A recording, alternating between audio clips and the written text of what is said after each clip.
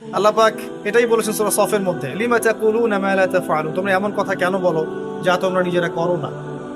কাবুরা মাকতান ইনদাল্লাহি আন তাকুলু মা লা তাফআলুন, আল্লাহর কাছে অত্যন্ত নিকৃষ্ট এই কাজটা যে তোমরা নিজেরা করো না কিন্তু মানুষকে বলবে। সম্মানিত উপস্থিতি, কেমন আছেন আপনারা?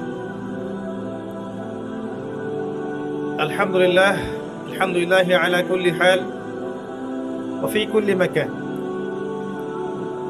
আল্লাহ পাক সূরা বাকারার মধ্যে বলেছেন 85 এবং 86 নম্বর আয়াতে, বা'দা আউযু বিল্লাহি মিনাশ শাইতানির রাজিম আফাতুমিনুনা বিবা'দিল কিতাব ওয়া তাকফুরুনা বিবা'দ, তবে কি তোমরা আল কোরআনের কিছু অংশকে মানো আর কিছু অংশকে মানো না?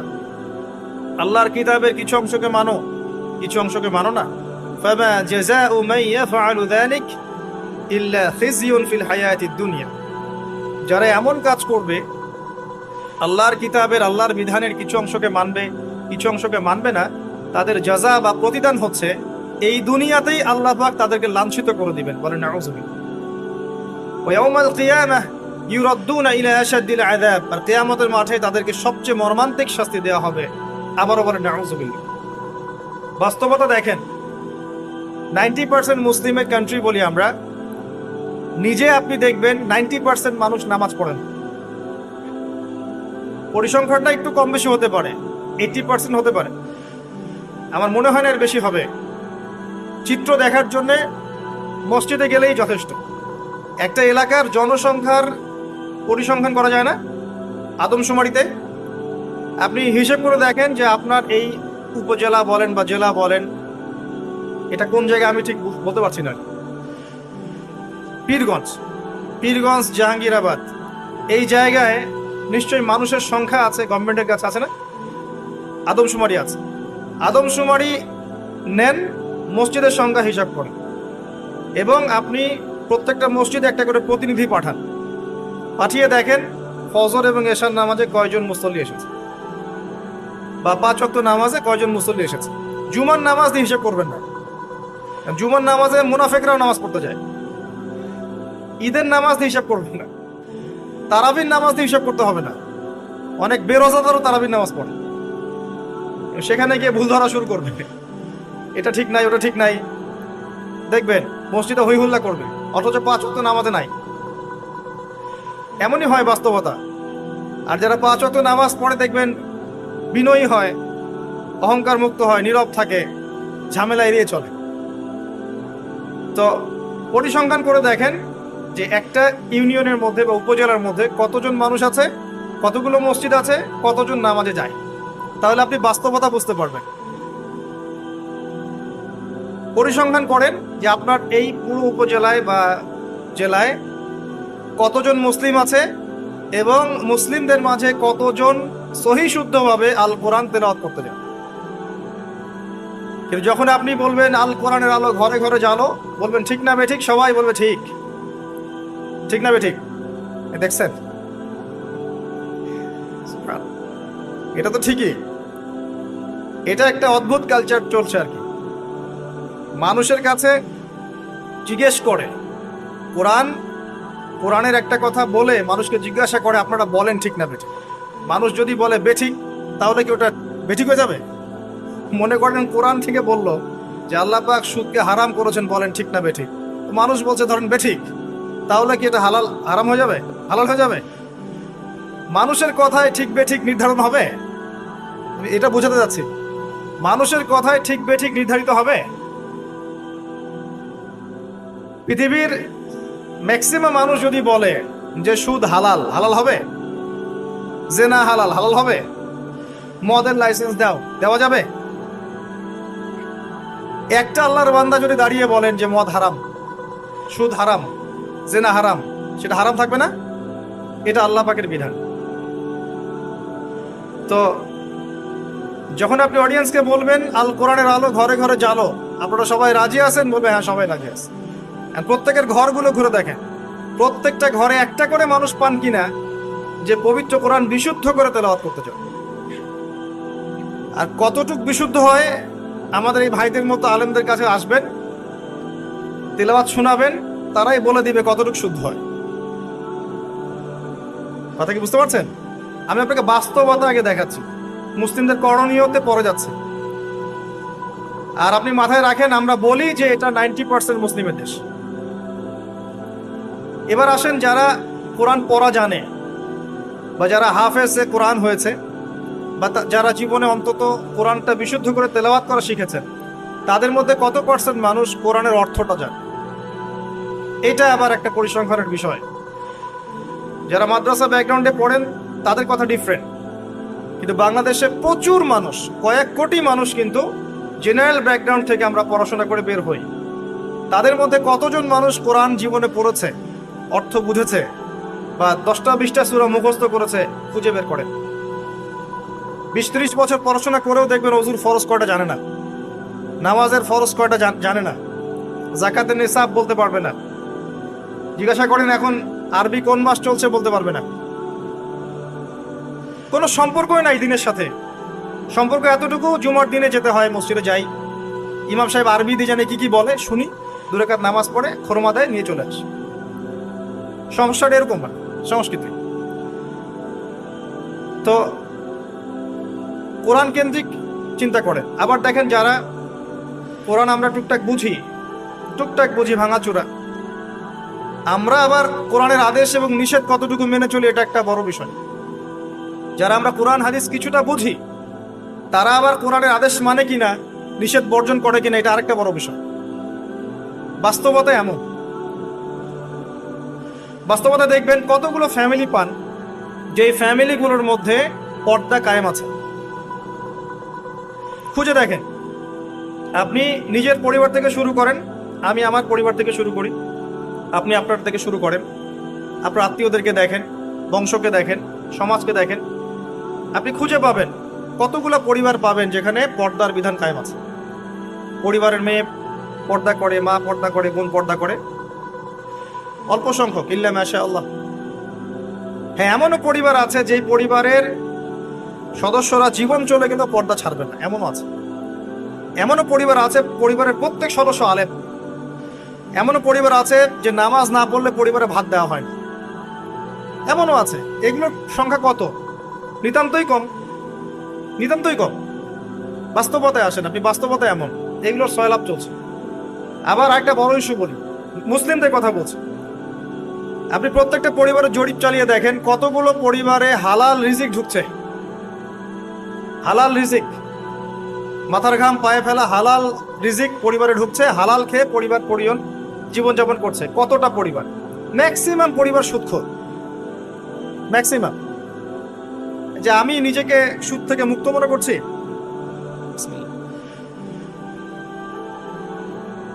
মনে করেন আমি একটা বাসায় ভাড়া থাকি, কথার কথা, মনে করেন কথার কথা। এখন ধরেন বাসার মালিক সুদি ব্যাংক থেকে লোন নিয়ে বাড়ি করেছে, কথার কথা, এক্সাম্পল দিচ্ছি। এখন এই টাকাগুলো, ভাড়াটিয়াদের টাকাগুলো নিয়ে তিনি ব্যাংকের লোন শোধ করেন, কথা বুঝতে পারছেন? আর একবার লোন নিলে তো শোধ করা 4 টাকানি কথা না, চক্রবৃদ্ধি হারে বাড়তে থাকবে। এটাই ওদের উদ্দেশ্য ছিল, রক্ত চুষে খাওয়া, সাক। যার ফলে ধনী ধনী হতে থাকে, গরিব আস্তে আস্তে আরো গরিব হতে থাকে।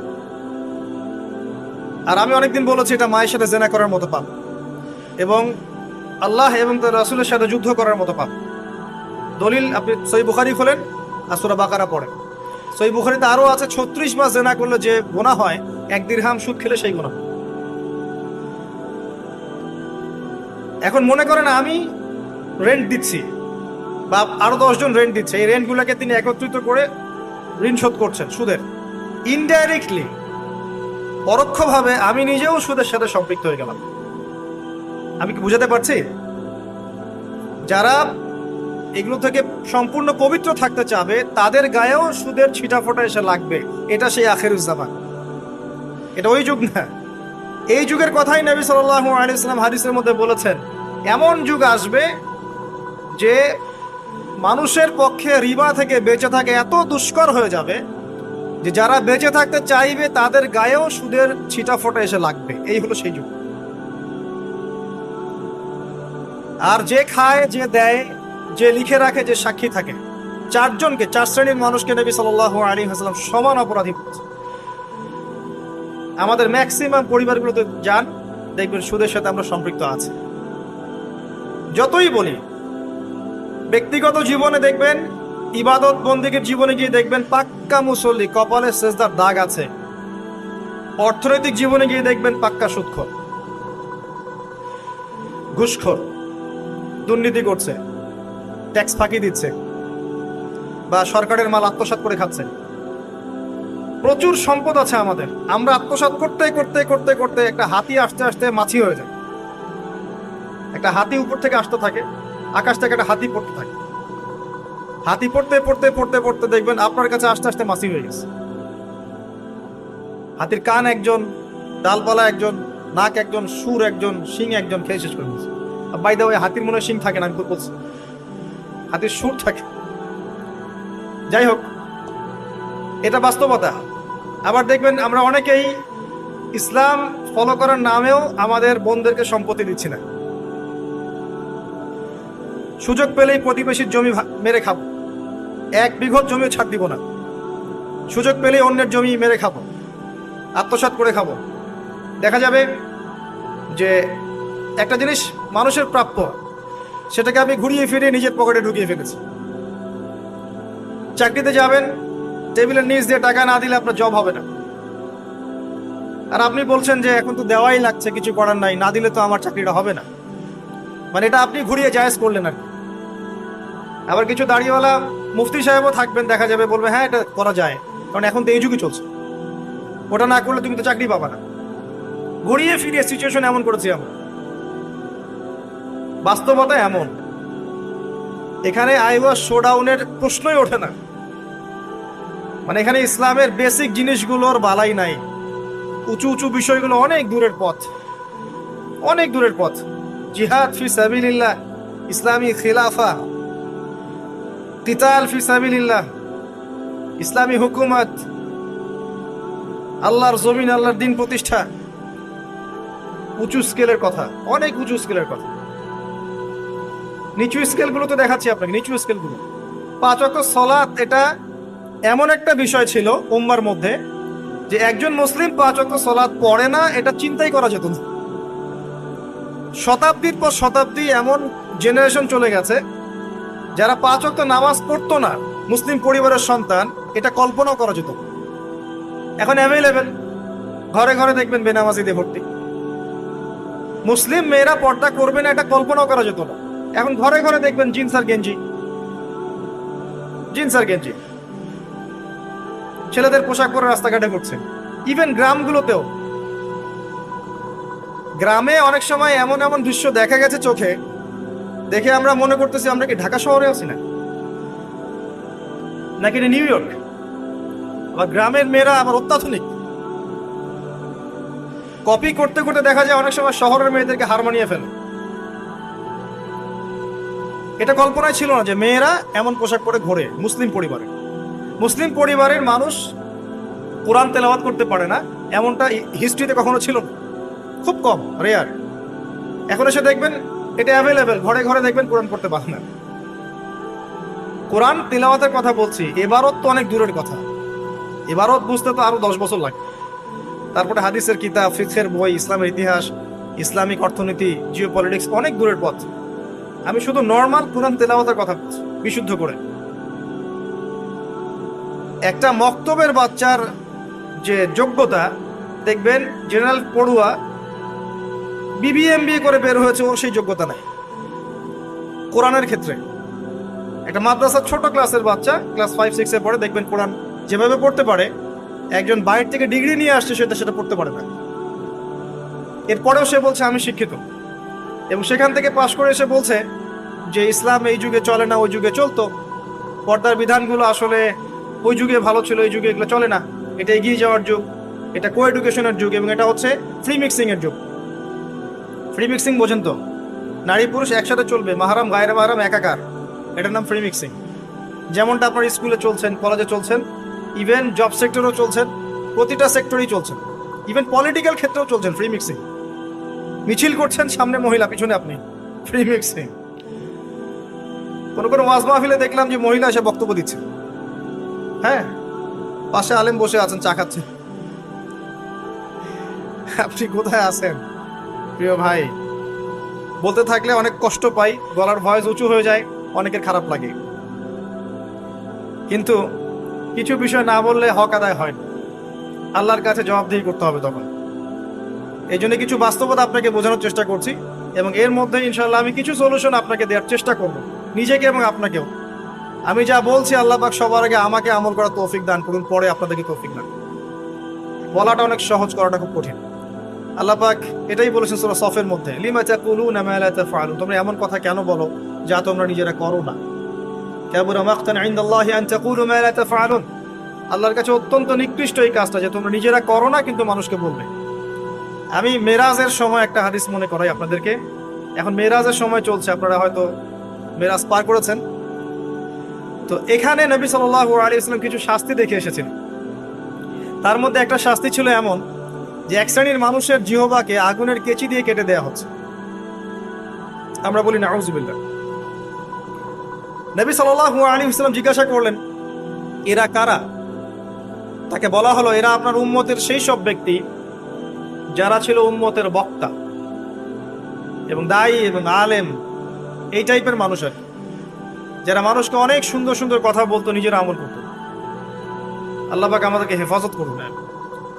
আমি অনেস্টলি বলছি, আমি যা জানি, যতটুকু আল্লাহ পাক আমাকে জ্ঞান দিয়েছেন, এর 30% আমি আপনাদেরকে বলতে পারি না। 30-40% আমি আপনাদেরকে বলতে পারি না যা আমি জানি, আর আমি খুব কমই জানি। আপনি যত পড়াশোনা করবেন, যত বড় বড় আলেম ওলামার কাছে গিয়ে পড়ে থাকবেন, আপনি তত ফিল করবেন যে আপনি কিছুই জানেন।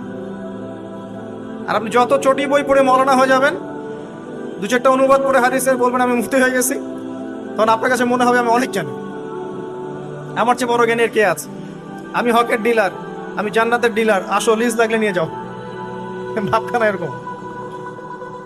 তো আমি 30-40% বলতে পারি না, আর যতটুকু পারি তার মনে হয় 50-60% আমল করতে পারি না। যদি এখানে কোনো গজব আসে, আল্লাহ পাকের আল্লাহ না করুক, তাহলে সবার আগে উচিত হবে আমার এখান থেকে চলে যাওয়া। হয়তো আমার কারণেই গজবটা এসেছে।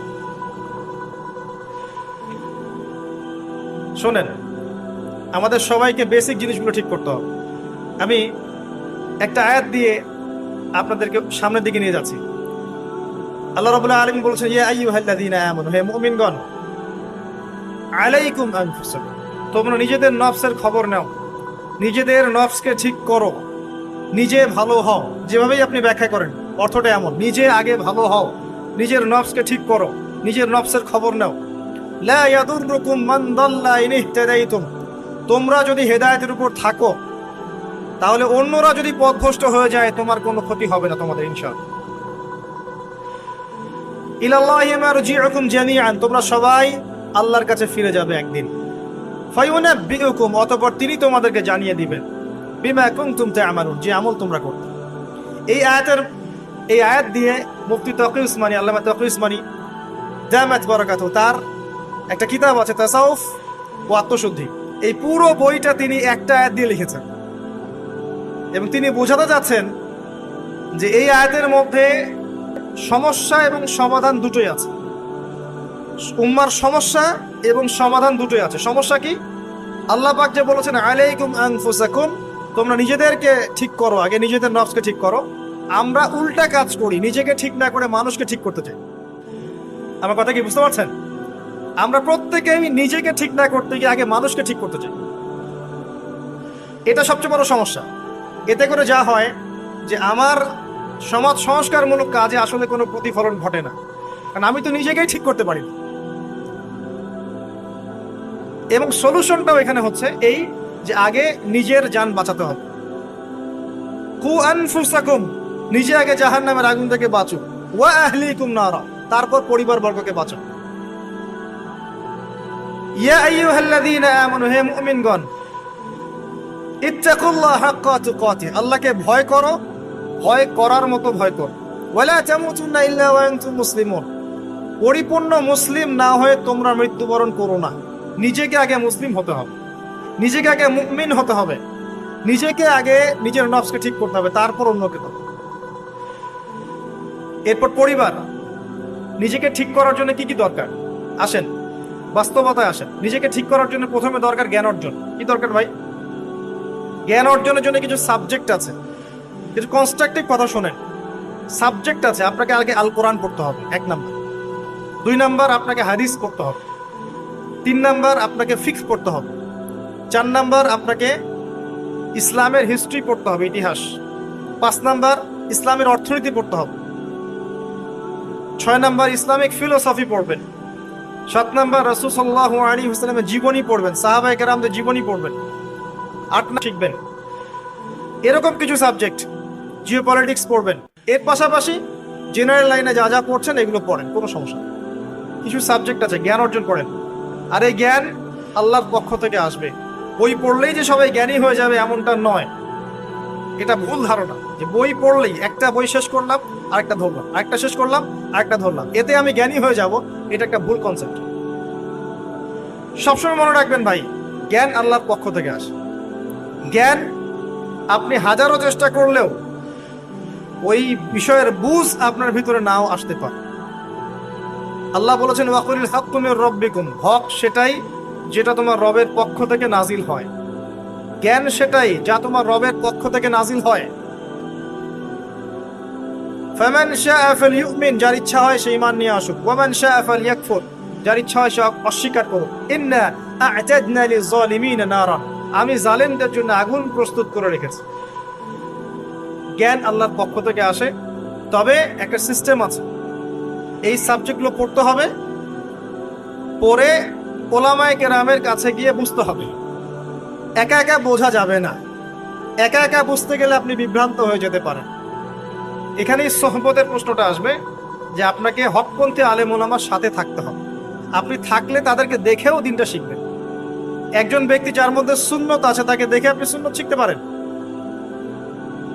দেখবেন আমরা যারা স্কুল কলেজ বিশ্ববিদ্যালয়ে পড়াশোনা করেছি, আমাদের অনেক টিচার ছিল, ফেভারিট টিচার, পছন্দের টিচার। আমরা ওদেরকে কপি করতাম।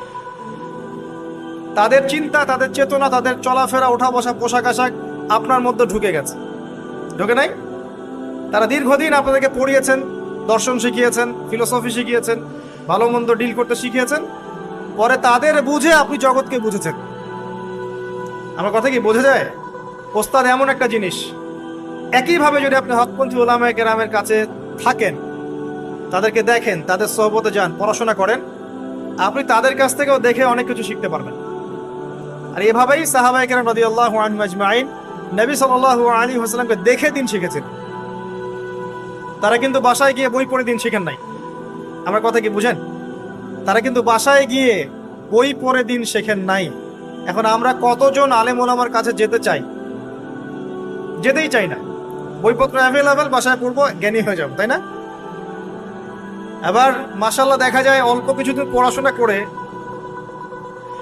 এটা সহি, এটা জয়ীফ, এটা জাল, এটা মাউজু, এটা অমুক, এটা তমুক, এগুলা ফতোয়া শুরু করে দেয়। অথচ সহি জয়ীফের খবরই জানে না সে, কোনটা সহি হয় কোনটা জয়ীফ হয়। তো বাস্তবতা কঠিন। প্র্যাকটিক্যালি আপনাকে জ্ঞান অর্জন করতে হবে আগে। 2 নাম্বার হচ্ছে জ্ঞান অনুযায়ী আমল। জ্ঞান অনুযায়ী আমল খুব ইম্পর্টেন্ট। এর জন্য একটা ফর্মুলা বলছি, অনলি একটা। আপনি আপনার জীবনের প্রতিটা কাজ রাসূলুল্লাহ সাল্লাল্লাহু আলাইহি ওয়াসাল্লামের সুন্নাহ মতো করার চেষ্টা করেন। পারবেন? পারা যাবে ইনশাআল্লাহ। প্রতিটা কাজ, রাত হয়েছে ঘুমাতে যাবেন, ঘুমান নবীর সুন্নাহ মতো, ওঠেন তার সুন্নাহ মতো, বাথরুমে যান তার সুন্নাহ মতো, বের হন তার সুন্নাহ মতো, খান তার সুন্নাহ মতো, পরিবারের সাথে সময় কাটান তার সুন্নাহ মতো, নামাজ পড়েন তার আদর্শে, যাকাত দেন, সওম রাখেন, মুআমালাত করেন, আপনি আমর বিল মারুফ নাহি আনিল মুনকারের কাজ করেন, দ্বীনের প্রতিষ্ঠার কাজ করেন, তার মতো করে আল্লাহর পথে দাওয়াত দেন। প্রতিটা কাজে তার সুন্নাহ ফলো করলে আপনার পুরো জীবনটাই ইবাদত হয়ে যাবে ইনশাআল্লাহ তাআলা, ইনশাআল্লাহ তাআলা। আর এটার জন্যই আল্লাহ পাক আমাদেরকে সৃষ্টি করেছেন। মনে আছে ওই আয়াতটা, সূরা যারিয়াত 59 নম্বর আয়াত, ওয়ামা খালাকতুল জিন্না ওয়াল ইনসা ইল্লা লিয়াবুদুন, আমি জিন আর মানুষকে শুধুমাত্র আমার ইবাদত করার জন্যই সৃষ্টি করেছি। কি করলে প্রত্যেকটা কাজ ইবাদত হবে? রাসূলুল্লাহ সাল্লাল্লাহু আলাইহি ওয়াসাল্লামের সুন্নাহ মতো চললে পড়া হবে। পারা যাবে ইনশাআল্লাহ। বেসিকগুলো ঠিক করা, এবং এগুলো প্রাইমারি লেভেলের কাজ। এগুলো না করে বড় স্বপ্ন দেখা ঠিক না। আর আমরা স্বপ্ন দেখবো না এমন নয়, বড় স্বপ্ন দেখবেন, বড় স্বপ্নের চেষ্টা করবেন, সব ঠিক আছে, কিন্তু ভিত্তিহীন ভাবে নয়।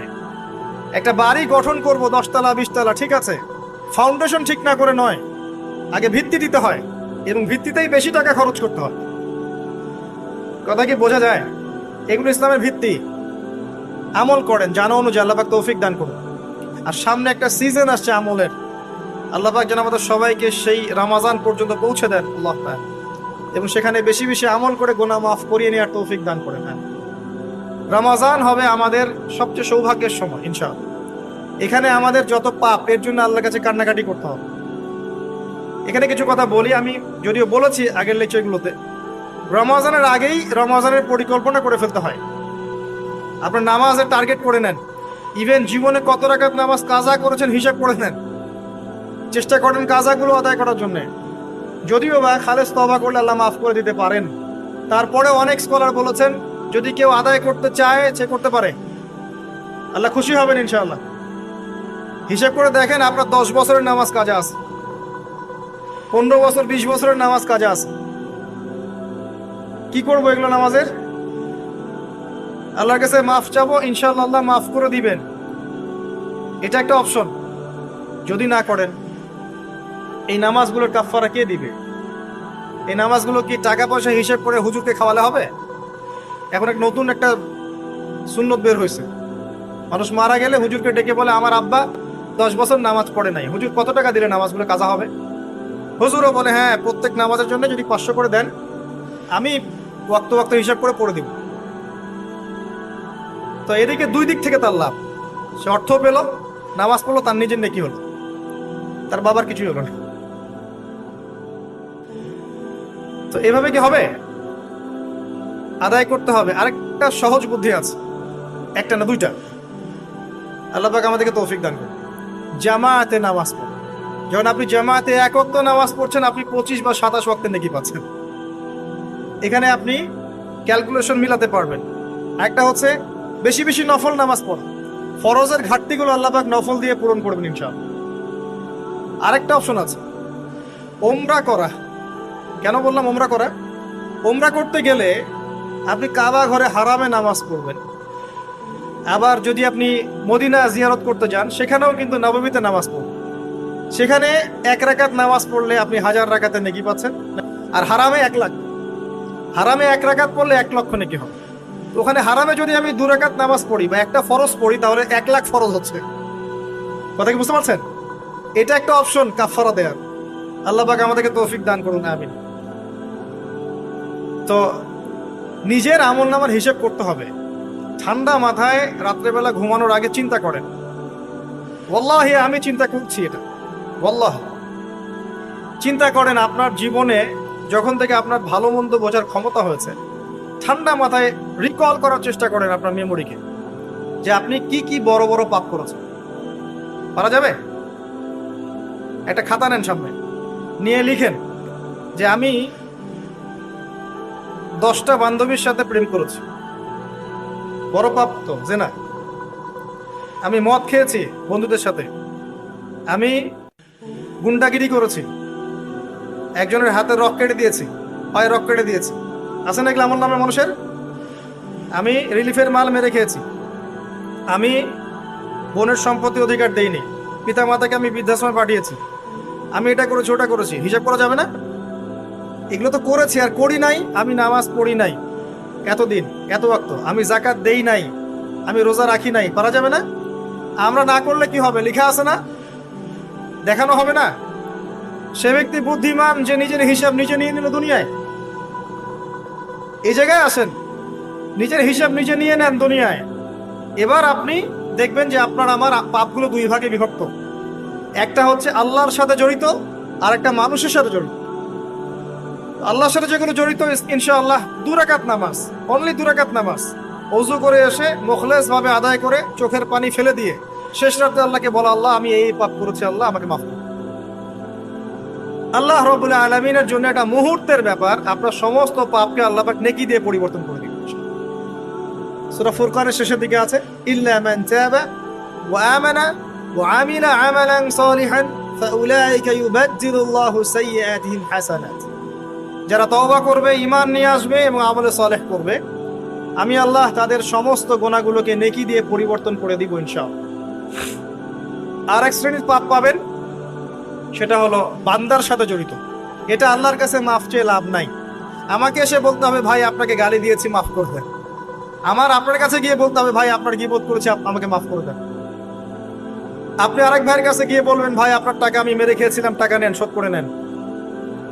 প্রতিবেশীকে বলতে হবে ভাই জমি নিয়ে নেন, জমি আমি মেরে খেয়েছিলাম। জনগণের সামনে এসে বলতে হবে এই যে চালের বস্তা তোমাদের ছিল আমি মেরে খেয়েছি, নিয়ে নাও। এত সহজ না। না হলে এগুলো কিয়ামতের মাঠে জমা থাকবে এবং পুলসিরাতে তারা দাঁড়িয়ে থাকবে। যখন আপনি আমি অনেক নেকি নিয়ে উঠবো, আল্লাহ পাক বলবেন নেকি দিয়ে দাও। কেন দিব? কারণ অমুককে গালি দিয়েছো, অমুকের টাকা নিয়েছো ফেরত দাওনি, অমুকের কাছ থেকে অমুককে অপবাদ দিয়েছো, অমুকের সম্পত্তি মেরে খেয়েছো, অমুকের জমি মেরে খেয়েছো, ইত্যাদি ইত্যাদি। এখন তোমার নেকি দিয়ে ওদেরকে শোধ করো। তোমার আমল নামা থেকে নেকি সব চলে যাবে, আর ওর আমল নামা থেকে গুনাহ আপনার আমল নামায় চলে আসবে। বলেন নাউযুবিল্লাহ। আল্লাহ পাক পরকালে আমাদেরকে যেন বান্দার সাথে জড়িত হক নিয়ে না ওঠান। আমিন। একটা দোয়া করতে পারেন, আল্লাহুম্মা কফিনি বিহালালিকা আন হারামিক ওয়া আগনিনি বিফদলিকা আম্মান সিওয়াক। আশা করা যায় আল্লাহ পাক আপনার দুনিয়ার ঋণ দুনিয়ায় শোধ করে দিবেন ইনশাআল্লাহ। কি দোয়া বললাম? আল্লাহুম্মা কফিনি বিহালালিকা আন হারামিক ওয়া আগনিনি বিফদলিকা আম্মান সিওয়াক। হিসনুল মুসলিম বইটা পড়েন, পাবেন ইনশাআল্লাহ। তো যেটা বলছিলাম প্রিয় ভাইয়েরা, সামনে সিজন আছে, আমল নামা হিসেব করে নেন, রমাদান মাসটাকে কাজে লাগান। নবী সাল্লাল্লাহু আলাইহি ওয়াসাল্লাম বলেছেন সেই ব্যক্তির জন্য ধ্বংস যে রমজান মাসকে পেল, রমজানকে পেয়েও তার গুনাহ মাফ করাতে পারলো না। নবীর নাম শুনে আমরা কেউ দূর পড়লাম না। নবী সাল্লাল্লাহু আলাইহি ওয়াসাল্লাম বলেছেন সেই ব্যক্তি ধ্বংস হোক যে রমজান মাসকে পেল, কিন্তু এই রমজান মাসকে পেয়েও তার গুনাহ মাফ করাতে পারলো না। আমরা এদের অন্তর্ভুক্ত হতে চাই না। আল্লাহ পাক হেফাজত করুন।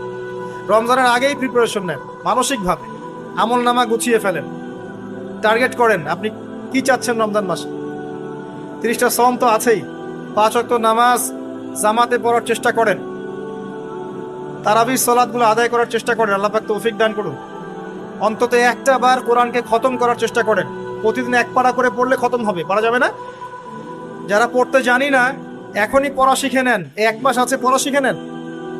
রমজান মাসে মসজিদ ভিত্তিক কোরআন শিক্ষার তালিম এবং কোর্স চালু করেন, মানুষকে কোরআন শিখান। 5 ওয়াক্ত নামাজের পরে দারসে হাদিস চালু করেন, মানুষকে হাদিস শিখান। মহিলাদের জন্য, মা বোনদের জন্য কোরআন শিক্ষার ব্যবস্থা করেন, ওদেরকে বাসায় শিখান। রমজান মাসে বাজারে বেশি যাবেন না, বেশি আড্ডাবাজি করতে বসবেন না, 3-4 জন মিলে এক জায়গায় আড্ডা মারতে বসবেন না, দিনই আলোচনা ছাড়া। বসলেই গীবত হবে, রোজা নষ্ট হয়ে যাবে। মানুষের সাথে কম মিশেন রমজান মাসে। যত বেশি মানুষের সাথে মিশবেন তত বেশি গীবত তহমত করতে হবে, তত বেশি অন্যের সমালোচনা লিখতে হবে। আলাইকুম আনফুসাকুম ভুলে যাবেন, মানুষকে নিয়ে ব্যস্ত হয়ে থাকবেন এবং অন্তরের নূর নষ্ট হয়ে যাবে। মানুষের সাথে জড়িত পাপ কাঁধে চলে আসবে। কম মিশেন আল্লাহর ওয়াস্তে। রমজান মাসে কম মিশেন, কম বাজারে যান। বাজারে যায়েন না, গেলে দ্রুত চলে আসেন। যদি প্রয়োজনে যেতেই হয় দ্রুত চলে আসেন। চেষ্টা করেন মাসের বাজার আগেই করে রাখতে, ঈদের বাজার আগে করে রাখতে। এই শেষের দশক, স্পেশালি লাইলাতুল কদর যেখানে থাকে, এই দশক মানুষ বাজারে কাটায়। বাঙালি মুসলিম এই দশকটা বাজারে কাটায়, ইল্লা মাশাআল্লাহ। আর মা বোনদের তো খবর নাই, এরা তো মার্কেটেই বেশি ঘুরে বেড়াবে। আর এত বেশি ইফতারের আইটেম করতে যায় না যে এই খাওয়ার পিছনেই আপনার সময় চলে যায়। যদি সারাদিন রোজা রাখার পরে 10টা আইটেম নিয়ে বসে ইফতার করতে, আসলে রোজা আমাকে আত্মশুদ্ধি শেখাইলো না। সেহেরিতে যদি 20টা আইটেম থাকে, মনে হয় এটা আমার জীবনের শেষ খাবার, খাইতে পারবো না, তাহলে সমস্যা। এই রোজা আমার কোনো আত্মশুদ্ধি করবে না। কথাগুলো খারাপ লাগতে পারে কিন্তু বাস্তব। আপনি রমজান মাসকে ফিকির করেন, রমজানের ফিকির করেন। এই রমজান মাসে যাকাতগুলো দিয়ে দেন। যাকাত দিবেন না, এলাকার না, দেশের অর্থনীতি সমৃদ্ধ হবে। যাকাত, শুধু যাকাত দেন, অনলি যাকাত। দেখবেন ইকোনমিক সেকশনে দিন দিন উন্নতি করছে আমরা। যাকাত সবাই দিতে শুরু করেন, দেখবেন সমাজে একটা মানুষ খুঁজে পাবেন না যে না খেয়ে মারা যাবে। ইনশাআল্লাহ তাআলা। আল্লাহ পাক এর মধ্যেই ইসলামিক ইকোনমিক্স রেখেছেন, ধনীর সম্পদে গরিবের হক। এটাতে করে সম্পদ ঘুরতে থাকবে হাত থেকে হাতে, হাত থেকে হাতে। এতে করে সবাই খেয়ে পরে বাঁচবে। যখন আপনি সুদে যাবেন, তখন এক শ্রেণীর মানুষ খাবে, আর এক শ্রেণীর মানুষ দরিদ্রতার অতলে চলে যাবে। এটা বাস্তবতা। এটা দেশের ক্ষেত্রে না, বিশ্বের ক্ষেত্রেও দেখবেন বিশ্বের একটা শ্রেণী দিন দিন ধনী হচ্ছে, আর একটা শ্রেণী দিন দিন গরিব হচ্ছে। কারণ কি জানেন? রিবা, সুদ। রমজানের এই ফিকিরগুলো করেন। আল্লাহ পাক তৌফিক দান করুন যেন এই রমজানে আমরা আমাদের সমস্ত গুনাহগুলোকে মাফ করিয়ে নিতে পারি। আমিন। এবং বেশি বেশি সামর্থ্য থাকলে দিনের দাওয়াতি কাজ করেন রমজান মাসে, মানুষকে আল্লাহর দিকে ডাকেন। আইওয়াশ করতে যায় না, শোডাউন করেন না, ভিতরে ভিতরে দাওয়াতি কাজ করেন দিনের জন্য, ইসলামের জন্য। আল্লাহর জমিন, আল্লাহর দিনটা যেন প্রতিষ্ঠিত হয়। এবং এতিমের ভরণ পোষণের দায়িত্ব নেন, বিধবার খোঁজ খবর নেন, অসহায় যারা বৃদ্ধ বৃদ্ধা আছে এদের পাশে দাঁড়ান, সাদাকাতুল ফিতর গুলো দিয়ে দেন। রমজান মাসে সবাই সাম্যের হাত বাড়ান, আল্লাহর ওয়াস্তে রমজানটাকে কাজে লাগান। কে জানে এরপরে রমজান নাও পেতে পারেন। আর বিশ্বে যা শুরু হয়েছে, কোন দিন যে বিশ্ব পারমাণবিক বোমার মধ্যে চলে যায় আল্লাহ ভালো জানেন। আল্লাহ ভালো জানেন। এটা সম্ভাবনা নাই এমন নয়, সমূহ সম্ভাবনা আছে, সমূহ সম্ভাবনা। দেখতে থাকেন কি হতে থাকে ফিউচার। এবার আসেন, আমি যে কথাগুলো বলছিলাম, জ্ঞান অর্জনের পরে আমল, এরপরে হচ্ছে আপনার আত্মশুদ্ধি। আত্মশুদ্ধির কয়েকটা মাধ্যম আমি বলে দেই। বেশি বেশি কোরআন তেলাওয়াত, বেশি বেশি আল্লাহর জিকির, বেশি বেশি মৌতের স্মরণ, বেশি বেশি পরকালের ফিকির। পারা যাবে ইনশাআল্লাহ। এবং কম কম কথা বলা, কম কম খাওয়া, কম কম ঘুমানো, কম কম মানুষের সাথে মেশা। পারা যাবে? এগুলো আত্মশুদ্ধির জন্য দরকার আছে। এবং আত্মশুদ্ধিওয়ালা মানুষদের সোহবতে গিয়ে থাকা। পারা যায়? আল্লাহ পাক তৌফিক দান করুন। এরপরে আসবেন বেসিক কাজে। আপনার ইকোনমি হালাল কিনা দেখেন। হারাম রিজিককে ঘরে ঢুকতে দিয়েন না, সুদকে ঢুকতে দিয়েন না। আল্লাহর ওয়াস্তে হাত জোর করে অনুরোধ করছি, সুদকে ঢুকতে দিয়েন না। ছেড়ে দেন, আল্লাহ আপনার রিজিকের দায়িত্ব নেবেন। ওয়ারযুকুহু মিন হাইসু লা ইয়াহতাসিব, এমন উৎস থেকে আল্লাহ আপনাকে রিজিক দিবেন আপনি কল্পনা করতে পারবেন। আপনি মনে করেন না রিজিকের মালিক আপনি নিজেই, সুদ না খেলে আপনি রিজিক পাবেন না, এমনটা ভাবেন না। এটা ভাবার নাম হলো শিরক। এটা শোনেন, যখন আপনি মনে করছেন যে এটা ছাড়তে আমি পারবো না, যদি আমি ছেড়ে দেই আমার পরিবার চলবে না, আমি চলতে পারবো না, মানে আপনি মনে করছেন রিজিকের মালিক আপনি নিজেই।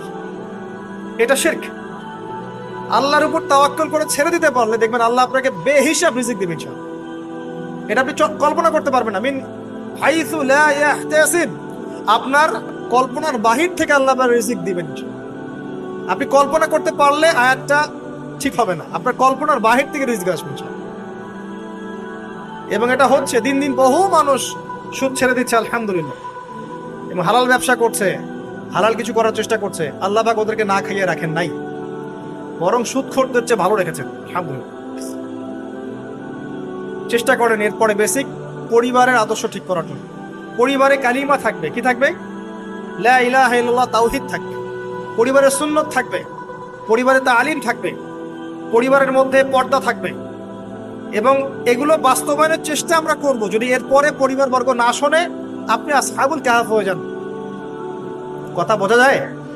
যদি বলতে বলতে বুঝাতে বুঝাতে দাওয়াত দিতে দিতে আপনি ক্লান্ত হয়ে যান, কিছুতেই মানুষ আপনার পরিবারবর্গ কথা না শোনে, সেপারেট পরিবার গঠন করে, আলাদা পরিবার গঠন, একা থাকেন, সুসম্পর্ক বজায় রাখেন, যার যার হক তাকে তাকে দিয়ে দেন, কিন্তু আপনি আলাদা পরিবার গঠন করেন, নিজে একা থাকেন। আমরা অনেকে মনে করি যে আলাদা হয়ে যাওয়াটা খারাপ। আত্মীয়তার সম্পর্ক বজায় রেখে আলাদা ইসলামিক পরিবার গড়া সুন্নত। কথা কি বোঝাতে পারছি না? আত্মীয়তার সম্পর্ক বজায় থাকবে, যার যার হক তাকে তাকে আপনি দিবেন, দিয়ে আপনি স্বতন্ত্র আদর্শ ইসলামিক পরিবার গড়বেন, এটা সুন্নত। কারণ একটা বড় পরিবার যেখানে আপনি দিন পালন করতে পারছেন না, পর্দা নাই, হালাল রিজিক নাই, আপনার আত্মনির্ভরশীলতা নাই, আপনার মতামতের কোনো মূল্য নাই, ইসলাম আপনি পালন করতে চান বাধা দেয়া হয়, আপনি আলাদা হয়ে যান, আলাদা স্বতন্ত্র পরিবার গঠন করেন দিনের জন্য, এবং আদর্শ স্ত্রীকে বিয়ে করেন, আদর্শ সন্তান মানুষ করেন। দেখবেন আগামীতে ইনশাল্লাহ পরিবারটা ভালো ফলাফল বয়ে আনবে ইনশাল্লাহ। কিছু করার নাই, ইসলামের জন্য আমাকে স্বার্থপর হতে হবে। ইসলামের জন্য স্বার্থপরতার সুযোগ আছে, যখন দাওয়াত দিতে দিতে বোঝাতে বোঝাতে মানুষ একেবারে ক্লান্ত হয়ে যায়, তখন নূহ আলাইহিস সালাম পর্যন্ত বলেছেন, রব্বি আন্নী মাগলুবুন ফান্তাসির, আল্লাহ আমি পরাজিত হয়ে গেছি, আমাকে সাহায্য করো। আল্লাহ পাক প্লাবন নামিয়ে দিয়ে সবাইকে ধ্বংস করে দিয়েছে। লূত আলাইহিস সালাম শেষমেশ তার স্ত্রীকে ছেড়ে চলে গেলেন। নূহ আলাইহিস সালাম তার সন্তানকে রেখে চলে গেলেন। মুহাম্মদ সাল্লাল্লাহু আলাইহি ওয়াসাল্লাম তার চাচাদেরকে রেখেই চলে গেলেন মদিনায়, হিজরত করলেন। চাচার ইসলাম কবুল করলো না। আবু লাহাব করেছে?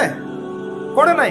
ইভেন আবু তালেব, যিনি দীর্ঘদিন নবী সাল্লাল্লাহু আলাইহি ওয়াসাল্লামকে সাপোর্ট দিয়েছেন, সর্বশেষে গিয়ে কালিমা পড়তে বলেছেন নবী সাল্লাল্লাহু আলাইহি ওয়াসাল্লাম, তিনি কালিমা পড়েন নাই, বলেছেন আমি আব্দুল মুত্তালিবের ধর্মের উপরেই থাকবো। কি হলো তাহলে? ইচ্ছা করে কাউকে হেদায়েত দেয়া যায়? আল্লাহর পক্ষ থেকে হেদায়েত আসে। আসহাবুল কাহফ সমাজে টিকতে পারলেন না, গুহায় চলে গেল। আল্লাহ পাক 309 বছর ঘুম পাড়িয়ে রাখলেন, আবার জীবিত করলেন। তারা কি জান্নাতি নন? ইব্রাহিম আলাইহিস সালাম বাবাকে এত নসিহত করলেন, বাবা বলল বের হ বাসা থেকে, না হলে মাথা ফাটিয়ে দেবো রজম করে। উনি চলে গেলেন, সাথে একজন তার স্ত্রী সারা আলাইহিস সালাম, তাকে নিয়ে চলে গেলেন প্যালেস্টাইন। প্যালেস্টাইনের নাম শুনেছেন? কোথায়?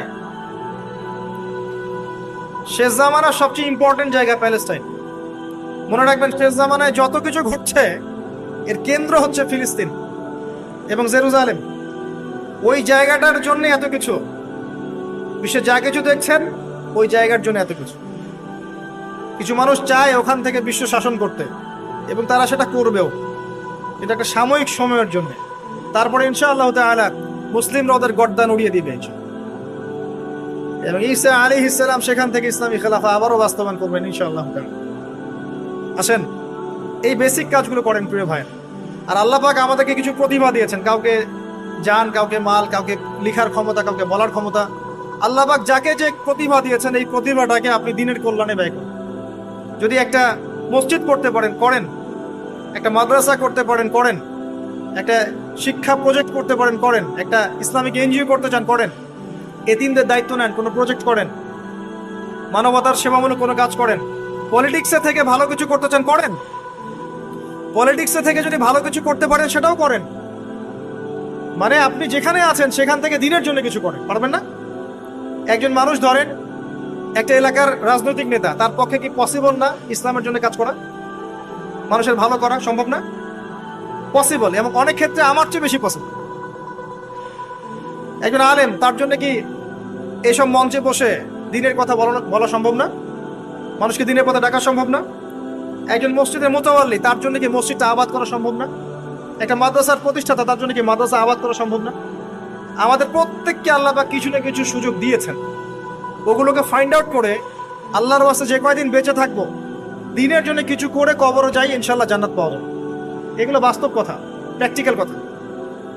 আর একটা কথা মনে রাখবেন, আল্লাহ পাক বলেছেন নাসুল্লাহ ফানাসিয়াহুম, যারা আল্লাহকে ভুলে যাবে আল্লাহ ওদেরকে ভুলে যাবেন। যারা আল্লাহকে ভুলে যায় আল্লাহ তাদেরকে ভুলে যান। ইন্নাল্লাহা লা ইউগাইয়িরু মা বিকওমিন হাত্তা ইউগাইয়িরু মা বিআনফুসিহিম। একটা কওম যতক্ষণ তার অবস্থা পরিবর্তনের চেষ্টা করে না, আল্লাহ পাক ওই কওমের অবস্থা পরিবর্তন করেন না। ইন তানসুরুল্লাহ ইয়ানসুরকুম ওয়া ইউসাব্বিত আকদামাকুম, তোমরা যদি আল্লাহর দ্বীনকে সাহায্য করো তবেই আল্লাহ তোমাদেরকে সাহায্য করবে, তোমাদের পদযুগল দৃঢ় রাখবে। আমি আবার বলছি, শুনেন, তোমরা যদি আল্লাহর দ্বীনকে সাহায্য করো তবেই আল্লাহ তোমাদেরকে সাহায্য করবে। এমনি এমনি সাহায্য আসবে না, আসবে না, কখনোই না। এভাবে ঘাপটি মেরে বসে থাকলে আর সবাই খারাপ হয়ে গেছে, আমি ভালো, নিজে বাঁচলে বাপের নাম, অথবা সমাজটা পচে গেছে, এখন আর কিছু করা যাবে না, এইসব চিন্তা করে যারা কম্বল দিয়ে মুড়ি দিয়ে শুয়ে থাকবে, তারাও ধ্বংস হয়ে যাবে একসময়।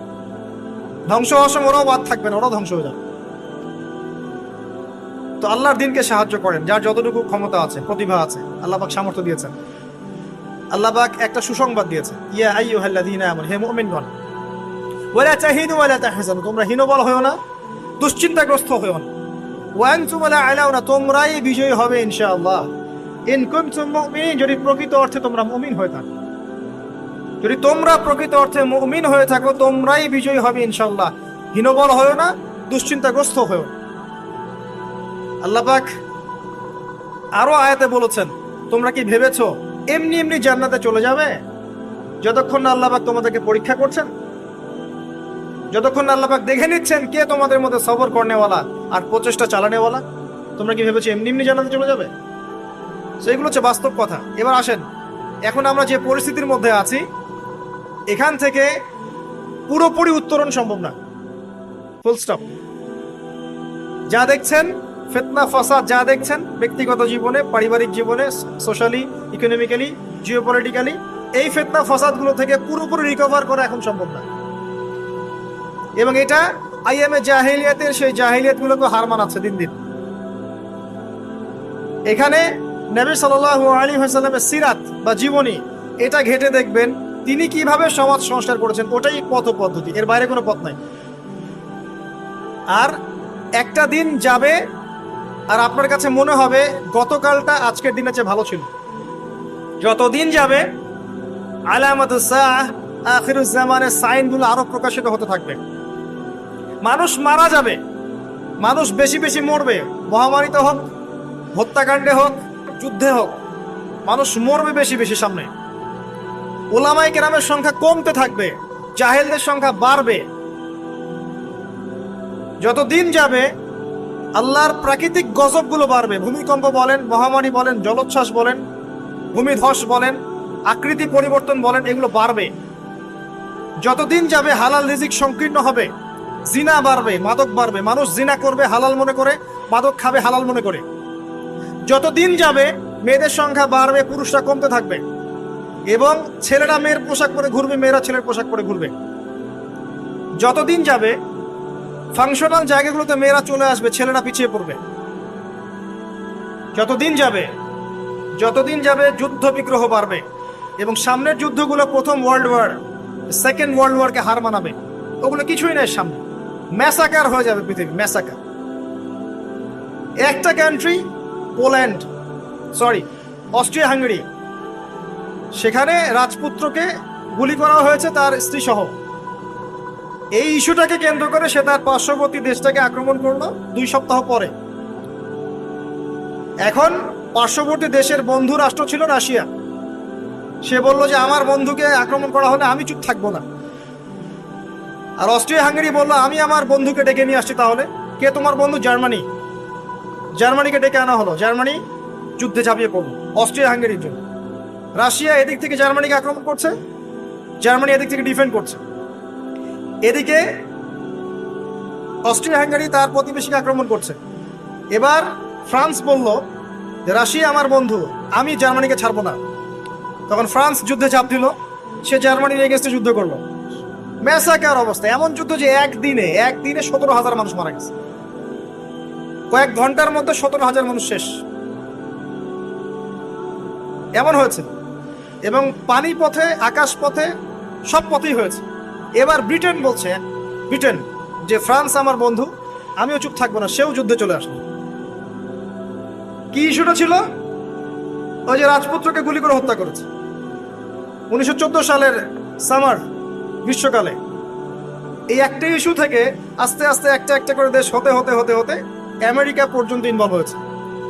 এবং 5 থেকে 6 বছরের ব্যবধানে কয়েক কোটি মানুষ মারা গেছে, কয়েক কোটি। এগুলো হিস্ট্রি পড়েন। সামান্য ইস্যু নিয়ে বিশ্বে কি হতে পারে আপনার কল্পনাও নাই। সিরিয়ার ইস্যুটা দেখবেন, সামান্য ইস্যু ছিল, আস্তে আস্তে 10টা 12টা 15টা রাষ্ট্র ইনভলভ হয়ে গেল। মানুষ মরে শেষ, রেফিউজি, ম্যাসাকার অবস্থা। বিশ্ব এদিকে যাচ্ছে আস্তে আস্তে। চিরদিন এমন অবস্থা থাকবে না। নিজের আখের গোছান, নিজের আকীদা ঠিক করেন, আমল ঠিক করেন, পরকালের প্রস্তুতি নেন, হিসেব কিতাব চুকিয়ে দেন, হালাল খান, পরিবার গঠন করেন, পর্দা কায়েম করেন, দিনের জন্য কিছু করেন। সময় নাই হাতে আমাদের। ব্যক্তিগত কাজগুলো বেশি বেশি করে করেন, ওই দিকে দেখার সময় নাই। ওগুলো দেখে আপনি কিছু করতে পারবেন না, কারণ হাত বন্ধ, কিছু করার নাই। অতএব ওইসব বড় বড় ফিকির করে এখন আপনার লাভ নাই। ওটা যাদের করা তারা করবে, যাদের ওইসব ক্ষমতা আছে ওরা করবে, আমি করতে পারবো না। কিন্তু পরিস্থিতি বুঝতে পারছি যে পরিস্থিতি ভালো না, নিজের পরকালের ফিকির করে। যতদিন যাবে এগুলো বাড়বে, এবং মানুষের মধ্যে নৈতিকতা কমবে, পারস্পরিক হৃদ্যতা, ভালোবাসা কমে যাবে। বাপকে হত্যা করবে সন্তান, মাকে হত্যা করবে সন্তান, পিতা মাতার সাথে দাস দাসীর মতো আচরণ করা হবে। দেখবেন কয়দিন পর জেনা এমন ভাবে বাড়ছে যে মানুষ মেয়েদের দিকে আকর্ষণ হারিয়ে ফেলে ছেলেদের সাথে জেনা করা শুরু করবে। নাউজুবিল্লাহ পড়ছেন? এটা বাড়ছে দিন দিন। এটাকে বলে হোমোসেক্সুয়ালিটি বা সমকামিতা, দিন দিন বাড়ছে। এরপরে দেখবেন বাচ্চাদেরকে ধর্ষণ করা হবে, এটাও দিন দিন বাড়ছে এখন। এরপর মানুষ কি করবে জানেন? গবাদি পশুর সাথে জেনা করবে। দেখে নিয়েন, এই কথাও বলবে ইনশাআল্লাহ। আর ইকোনমিক সেকশনে তো অনেক আগে বলেছিলাম, আপনার টাকার মান কমবে, সম্পত্তি লস হবে, দিন দিন দিন দিন এদিকে ওয়ার্ল্ড যাবে। কি করবেন? ওই যে কাজগুলো বলেছি, বেসিক কাজগুলো ঠিক করেন। আল্লাহর ওয়াস্তে প্রথমে তওবা করে আল্লাহর দিকে ফিরে আসেন, আকীদা ঠিক করেন, আমল বেশি বেশি করার চেষ্টা করেন, সুন্নাহ মাফিক জীবনযাপন করেন, আল্লাহর ওয়াস্তে হালাল খান, হারামে যায় না। পারিবারিক আদর্শ সুন্দর করার চেষ্টা করেন, যদি কথা না শুনে একক পরিবার গড়ে তোলেন, সন্তান সন্ততিকে মানুষ করেন, আপনার জানমাল যা আছে এটাতে দিনের কোনো খেদমত করেন, চেষ্টা করেন দিনের কোনো কল্যাণ করার জন্য, যেটাকে নিয়ে আপনি আল্লাহর সামনে দাঁড়াবেন, আল্লাহ আমি মাজুর ছিলাম, এতটুকু করে তোমার কাছে এসেছি, আমাকে মাফ করে দাও। এর বেশি কিছু আমার বলারও নাই, আসলে আমাদের করারও আছে বলে আমার মনে হয়।